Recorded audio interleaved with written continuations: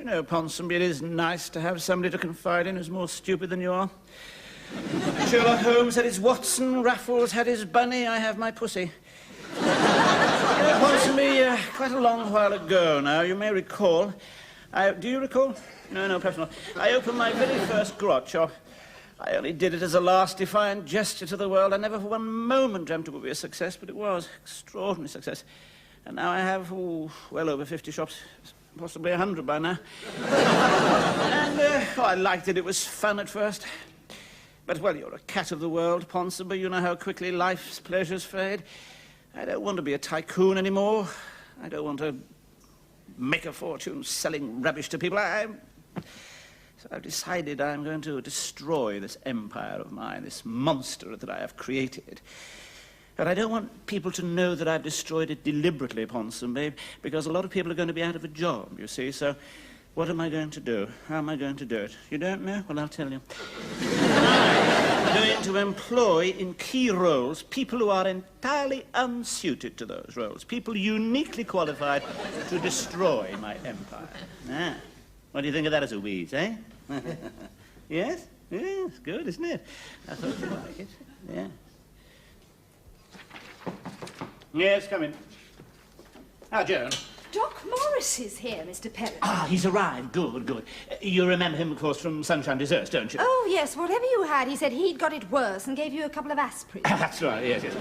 Now, tell me honestly, Joan, because I value your opinion. What did you think of him? Oh, well, I think he's very nice. Harmless, but absolutely useless, Mr. Perrin. Absolutely useless, exactly, yes. I'm going to offer him a job. Right.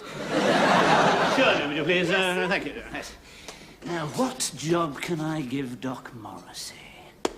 Yes, of course. Yes, come. Ah, Doc, oh. Doc, come in, come in. Nice to see you. Sit down, Doc. Oh, thanks. Oh. Oh, what's the trouble? Oh, haven't the foggiest. A cigar, Doc? Oh, shouldn't. Got some sort of breathing problem. Haven't the foggiest idea what. Thanks. So, things are flourishing, Reggie? Yes, not too bad, Doc. Yes, going on holiday in a few days with Linda and her husband and the children. Otherwise, things are fine, yes. You had a bit of trouble, didn't you, Doc? Struck off the medical register, wasn't it? Yes. Why was that? Oh, it's nothing. It was gross professional incompetence. Heavens, is that all? Oh. Well, there was this chap, Reggie. It looked like indigestion, so I gave him the white pills. I find that people always expect indigestion pills to be white. How was I to know it was the first case of pink baboon fever ever to be recorded in Jersey? Doc, I want to offer you a job. Me? A job? What as? Head of forward planning. I've never done anything like that. Oh, before you became a doctor, you'd never been a doctor, Doc. No, and look what happened. In entrusting the overall strategy of my ever-expanding empire to you, Doc, I know exactly what I'm doing. You do? Yes. Come on, let's go have some lunch. Oh, right. Oh, I can only eat boiled fish. I've got some sort of stomach problem. I'm the foggiest one. You want to see a doc, Doc? What's the use? They're going to tell you you've got it worse and give you 2 aspirin. These 3, did you say? Thank you very much indeed. Yeah. That'll do you a world of good, sir. Oh, it will that.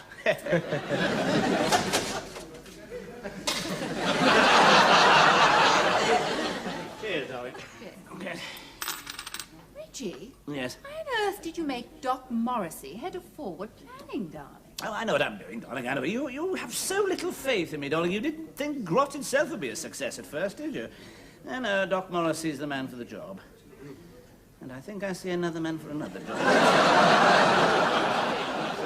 You have a drink with me? Ah, it's very nice here, yeah. My name is... Same again. My name is Perrin, Reggie Perrin. I run the grot shops, the rubbish chain. Seamus Finnegan, labourer, the Climthorpe Slip Relief, Feeder Road. Ah, yes, but you weren't working today. No, sir, no. Cheers. Oh, cheers, sir, no. Your man gave me the day off on account I had an urgent appointment at Kempton Park. Ah, I see. How did you get on? My system failed me, sir. Oh, dear. What system is that? Well, I always back the grey. If there isn't a grey in the race, I back the sheepskin noseband. This man is ideal. Tell me, Seamus, have you ever worked in management at all? No, sir, no. My genius for management remains a secret between me and me maker. Good, good. Had any experience at all in administration? No, sir, no. That's one fellow I never met. Seamus, I'd like to offer you a job starting at £10,000 a year, plus a company car, and, of course, luncheon vouchers. Would you be having a little bit of fun here with a simple Irishman in the bog, sir? I'm offering you the job, Seamus. Oh, hell's bells, I better take it so before you change your mind. We'll go into the details later. I'll drop a line to the Climthorpe Slip Relief Feeder Road. Yes, yeah. Right, bye for now, then. A large brandy, please. Splendid. Well, that's another satisfactory appointment, darling. Oh, what is he, your new night watchman? No, my new admin officer. You know, darling, I am looking forward to this holiday. Oh, nice, relaxed day on the beach in the sun. Lovely.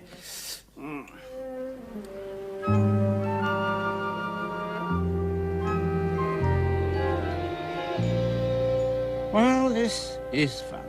I don't mind cold and wind. I'm a cold and wind person. Nice-looking pub just back there. Linky Squids, the children will be okay in the car for a few minutes, won't they? Tom, you know how we deplore people who leave their kids outside pubs. You know how we hate the fact that kids aren't welcomed in English pubs and hotels. Well, that's why we always holiday in France. Oh, we're in France, are we? Oh, look! Look, there's a British car. Oh, I say they're driving on the wrong side of the road. Monsieur! Vous êtes sur la Malco de la Rue. Let's drive on, shall we? Tired of this bit of miserable freezing sea, are we? Good. Let's go see another bit of miserable freezing sea.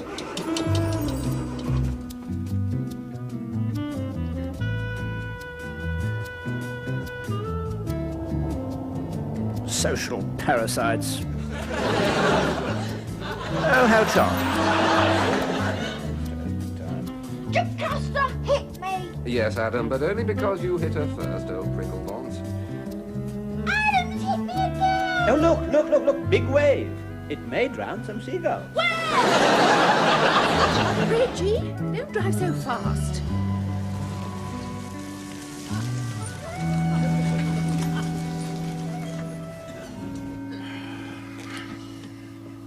Is this slow enough for you? Oh, don't be in a bad mood, Dad. It is a holiday. I see. That's what it is. Ah, yes. I feel sick. And they don't think me for you. I bet I am. Yes, there's no doubt about it. This is definitely a holiday. I'm going for a walk on my own. So am I. Oh, come on, Linda. Let's go for a walk on our own together.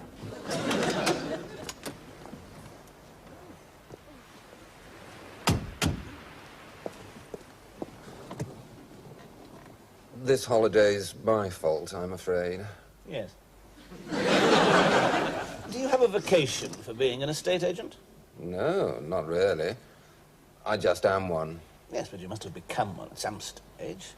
I mean, the midwife didn't take a look at you and tell your proud father it's an estate agent. I just drifted into it, Reggie, as people do. Oh, come on, Tom, don't be so modest. I mean, you're charming, intelligent, witty, natural flair for languages. I think it's that, that French just now, very funny. I think it's that's convinced me that you're the man I'm looking for. Come and work for me as head of publicity. Oh. Thank you, Reggie. I never really thought of myself as a publicity person. Oh. But I accept.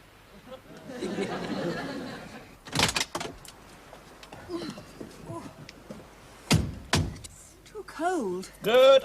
Right. Oh, dear, engine started first time. Never mind, off we go.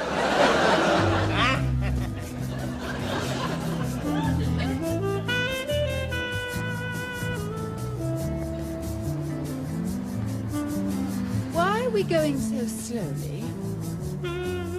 Jocasta's wet herself. She can't. You need to draw attention to it. Wet knickers, wet knickers. Yes, she has. But wet knickers, have you, old bungle twerp? No. I done big jobbies. Right, that's it. I'm walking home. It's only 10 miles. You can drive, Tom.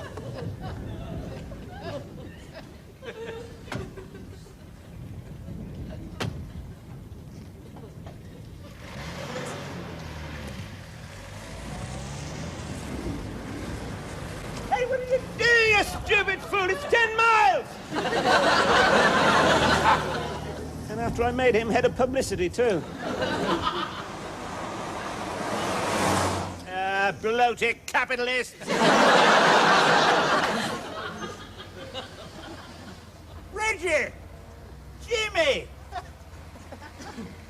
What are you doing in these parts? On holiday. Oh, bad luck. How's Big Sister? Fine, fine. We all had a bit of an argument, so they left me to walk. Bad luck. Hop in. Oh, thanks, Jimmy.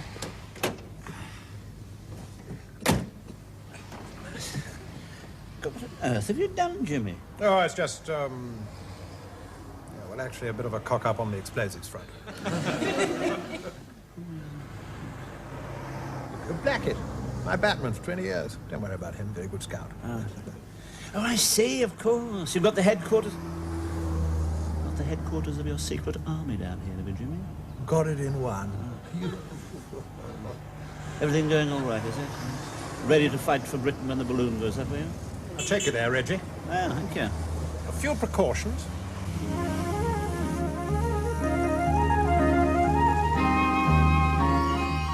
I think you'll find HQ impressive, Reggie. Yes, I'm sure I will, Jimmy.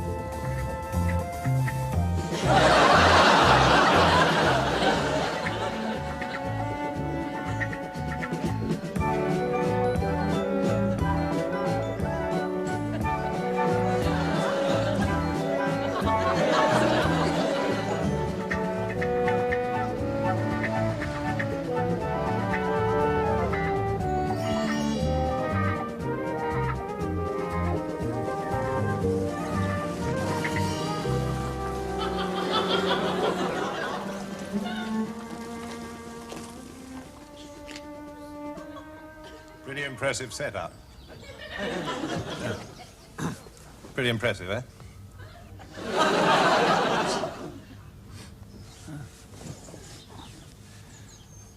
There's no sign of your secret army, Jimmy. Exactly, it's secret. Impressive sight, isn't it? Oh, yes. On the surface, a normal farm. Never guessed, hidden here. A well-oiled military machine. Oh, you certainly wouldn't, Jimmy. Clive? Colleague. Clive Lofty Anstruther. Top drawer. I'm back, Clive.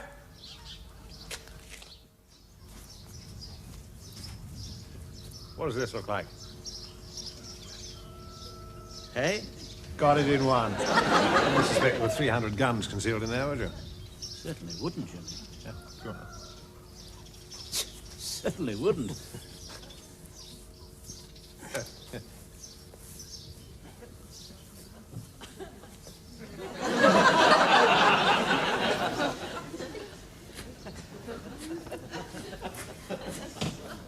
Gone. All gone. Odd. Clive? Lofty! All full of grenades.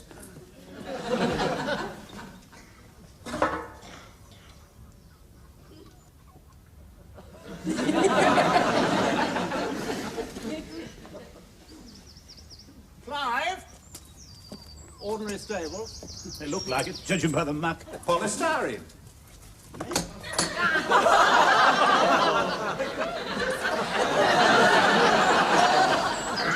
Gramophone. 100 bazookas in here.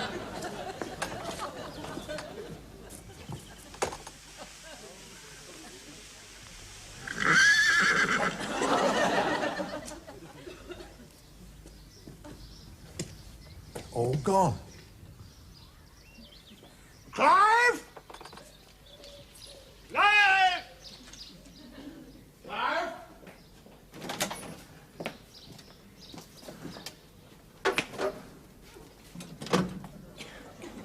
All gone. Clive. Vamoose, taking the lot. Rifles, bazookas, money. I'm ruined, Reggie. Ruined. Yeah. Now the night is dark as before the storm, Jimmy. Shoot myself if guns weren't all gone. Probably miss anyway. Everything I touch turns to disaster. Yes, it does seem to... Jimmy.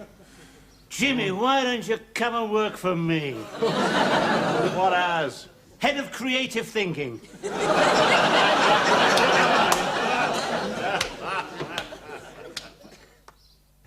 In fact, it has been a wonderful year for Grot, and our European division, Eurogrot, is making very promising inroads. Yeah. I didn't get where I am today without recognizing promising inroads when I see them. Quite. We have built a Eurogrot distribution centre in Luxembourg and a fleet of super lorries. Super. Exactly. These are called grot masters and are even now ensuring that no part of that lovely continent which is Europe is without its little bit of grot. Great. No, grot. However, despite this success, I have heard one or two criticisms about some of my recent appointments. One comment, I don't know who said it, and it doesn't really matter who, was I didn't get where I am today by having Irish labourers promoted over my head. Well, to answer these criticisms, I'm now going to call upon my 4 newest appointments to give us a brief resume of their progress to date. And I think what they have to say is going to astound us all. Tom.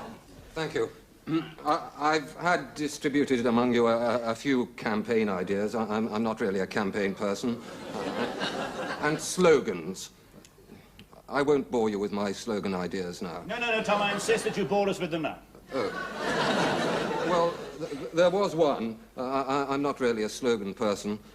It went, go to grot shops and get an eyeful of Perrin's products with a wide range of goods that are really pretty awful. Excellent, Tom. Absolutely first class. It doesn't rhyme or scan properly. It almost rhymes or scans properly, Tom. That's the important thing. This is exactly the sort of thing I'm paying you for. Thank you. Well, I'll just give you one more, perhaps. Grot is the ideal place for gifts because it's all on one floor, so there aren't any lifts. They aren't all of that standard, of course. Well, Tom, this is most promising. Very, very good indeed. Doc? Thank you.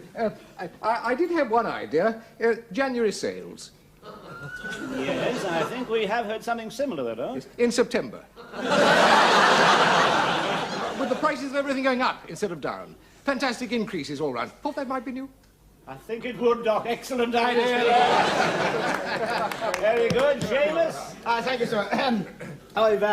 I've proceeded quite slowly. My organisational genius being somewhat rusty from disuse in a world that has me marked down as an ignorant Irish git from the land of the bogs and the little people. Nonsense.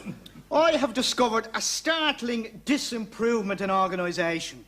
Or should I say, an improvement in disorganisation. Use of office and storage space, the management worker manpower relativity curve, the production and distribution lines, interdepartmental juxta responsibilities, and the financial situation all give scope for improvement. Oh, my God, I've picked a bloody genius.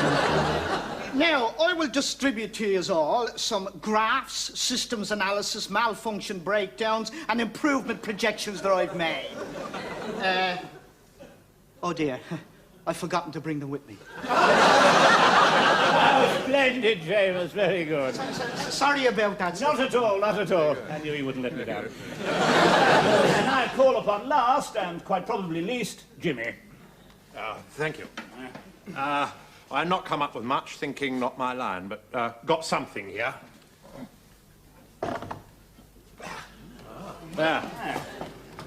What is it? Well, it isn't really anything. Brilliant. Completely useless. I didn't get where I am today without recognizing a completely useless machine when I Very impressive. We'll call it the Guess What It's For. Hours of fun for all the family. Working out how to have hours of fun for all the family with it. I think I can feel a slogan coming on. Oh, good, well, never mind now. Well, there we are. Useless machines, snappy slogans, sales going up all the time, and Seamus's charts, which I'm sure would have been extremely interesting if he hadn't forgotten to bring them. Well, I think today's meeting shows that any criticisms of my recent appointments look pretty silly.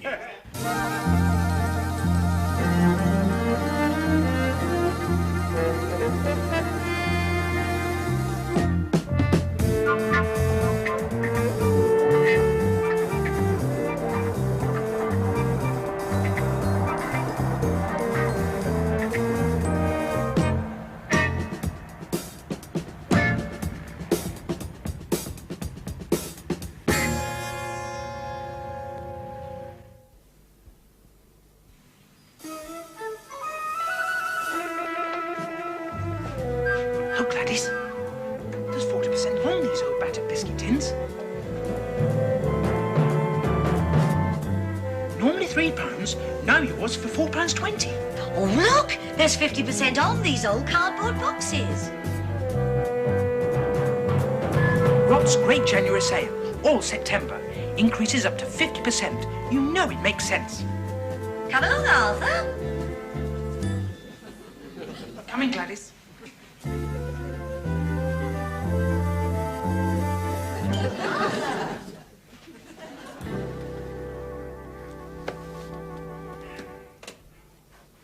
Cheer up, darling. The sales have been an amazing success. Yes. That man on the news came all the way from Wagga Wagga to pay £5 extra for a piano with no keys. Yes. Seamus Finnegan's reorganisations have saved us thousands of pounds. We can't make Jimmy's useless machines fast enough, and Tom's adverts have become a national cult. Yes. 4 appointments, all apparently stupid, all an amazing success. How do you do it, Reggie?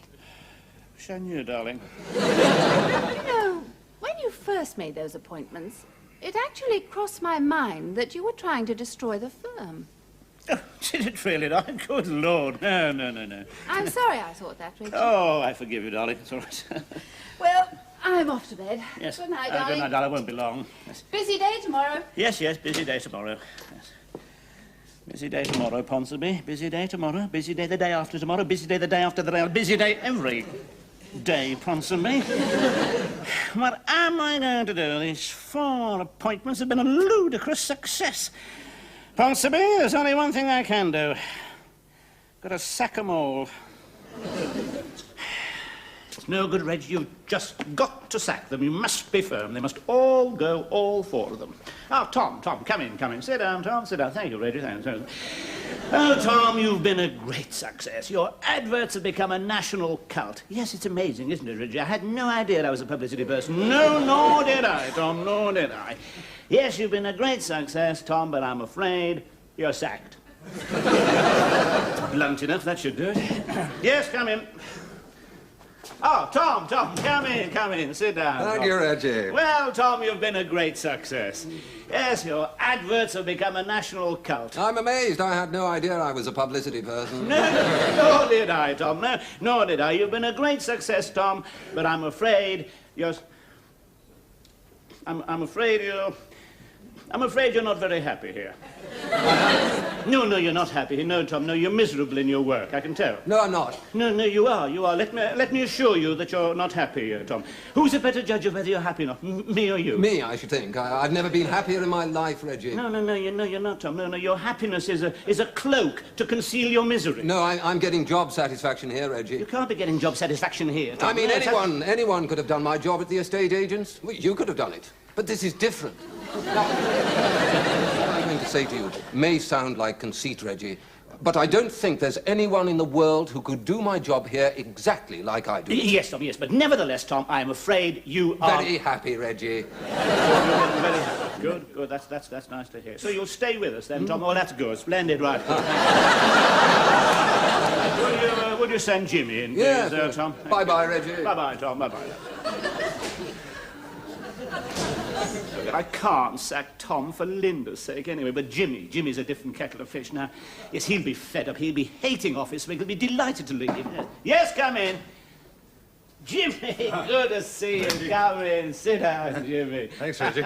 Well, still feeling uncomfortable behind an office desk, eh? Still hankering after the smell of cordite, the rumble of distant guns? No. Yes, rather what I thought. So... What? It's a privilege to work with you, Reggie. Oh, okay. Look, some things aren't easy to say, Jimmy. You're very happy here. But, oh, good. You know, life's funny, Jimmy. You know, sometimes one has to make difficult decisions. One has to cause people pain. It's inevitable. Yeah, lovely working alongside Big Sister, too. Yes, but nevertheless... Lunenburg Heath, big exercise, captured Fidel Castro single-handed. Well, it wasn't really Fidel Castro. Second Lieutenant Jelly represented Fidel Castro. Proudest moment of my life. Thought I'd never be as happy again. Ah. Am. Oh, good. Well, you're happy then, Jimmy. Good. That. So, what was this difficult thing you wanted to tell me? Yes. Send in Doc Morrissey, would you? Certainly. Wouldn't have thought that was all that difficult to say. absolutely hopeless. I'll never sack anybody at this rate. Oh, I can't sack Jimmy for Elizabeth's sake. Doc Morrison, I must try another tack. Yes, I'll pretend I've had a medical report of his. Pretend he's ill. That's the idea. Yes, come in. Doc, come in. Sit. Reggie. Hello, sit down, Doc. Oh, thank you. This is a doctor's report, I'm afraid, Doc. Doesn't mean much to me, but you're a doctor, you'll understand it. Yes? There's advanced cosonic deficiency of the third test report, incipient nephritic collapse, the hydrophology is weak, and there's faint pullulation of the sphincter scrunges.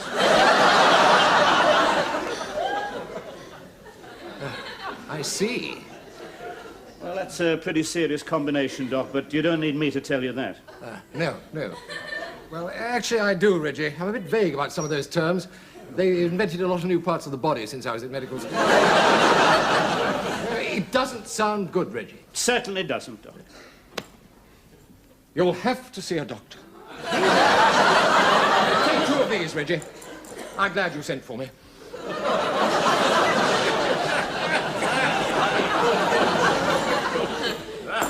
Hopeless.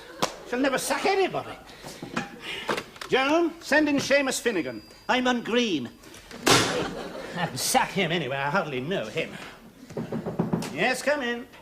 Oh, Seamus, come in. Sit down, Seamus. Thank you very much, sir. Well, how's the reorganisation going? Very well, sir. Bit too well for you, I think.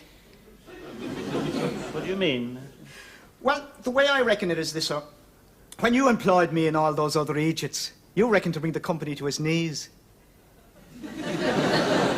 On earth should I want to do a ridiculous thing like that? Well, I'm only a simple Irishman from the land of the bogs and the little people, sir. But I think you created this grot shop as a sort of joke to cock one last snook at society. But you found you created a monster that grew and grew, so you decided to destroy it. Dame Failure, however, is a perverse mistress. Court her and she hides shyly behind the skirts of life.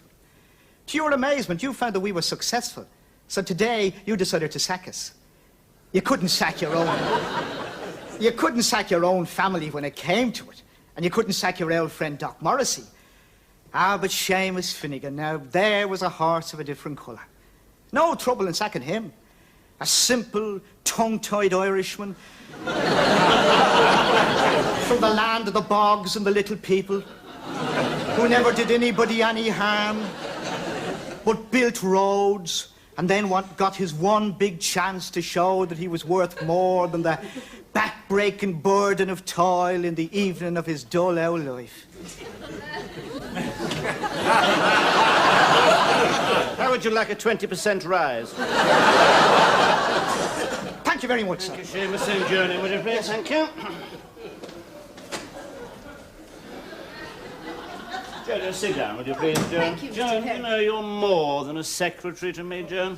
You're a beautiful woman. Thank you, Mr. Perrin. Yes, I mean, we know each other so well, Joan. You came to my house, and we almost, you know...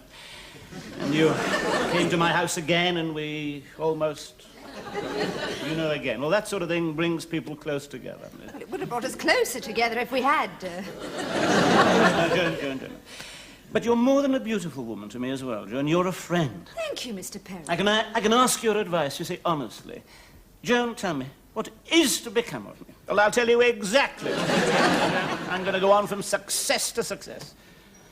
Grot, Eurogrot, Macgrot, Taffy Grot, Paddy Grot, Worldwide Grot Incorporated. I'll win the Queen's Award to Industry, and Gay Grot will win the Industry's Award to Queen. Fruit set with no holes will be on display at the Design Centre. Children as yet unborn will wear shirts that say Reggie Perrin rules, OK. I'll be made a poet laureate. And when Prince Charles has his first son, I'll write, the bells ring out with pride and joy, our Charlie's given us a boy. I get richer and richer and lonelier and madder and madder, and I'll refuse to walk on the floor for fear of contamination. And unlike Howard Hughes, who was strangely trusting in that respect, I'll refuse to walk on lavatory paper either. And I'll die rich, emaciated, and alone. And you'll be successful. Oh, yes, you'll sell your memoirs to the Sun, to the People, the Reggie Perrin I knew, the truth about the Perrin family. And you'll get richer and richer and lonelier and madder, and you will die rich and emaciated and alone. That is what is going to become of me, Joan. That is what is going to become of us, Joan. That is exactly what's going to become of us. Well, thank you very much for this little chat, Joan. Anytime, Mr. Perrin. You've been a great help. Thank you, Mr. Perrin. Do you know, Joan, I've realized now what I'm going to have to do in order to destroy this monster that I have created. What's that, Mr. Perrin? I'm going to have to start behaving eccentrically.